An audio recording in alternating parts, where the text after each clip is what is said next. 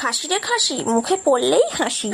আমার একজন প্রিয় ফুড ব্লগারের কথা কিন্তু এটা, যেটা শুনতে এবং তার ভিডিও দেখতে আমার খুবই ভালো লাগে। আজকে সকালবেলা কর্তামশাই বাজার থেকে কি এনেছে দেখো, 500 গ্রাম খাসির মাংস, তার সাথে একটা খাসির মাথা, যেটাকে বলে একদম 32 জিবি মেমোরি। আর এদিকে দেখো বর্ষাকালে আমাদের গ্রামের উনানের কি অবস্থা, ধোঁয়া বার হয়ে চোখ থেকে নাক থেকে জল এসে যাওয়ার কথা।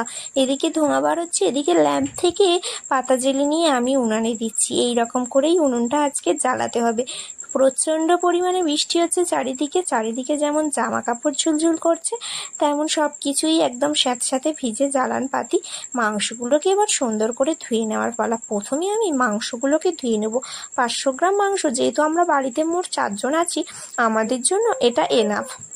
তো এখানে দেখো আমার জন্য কিন্তু আমার কথা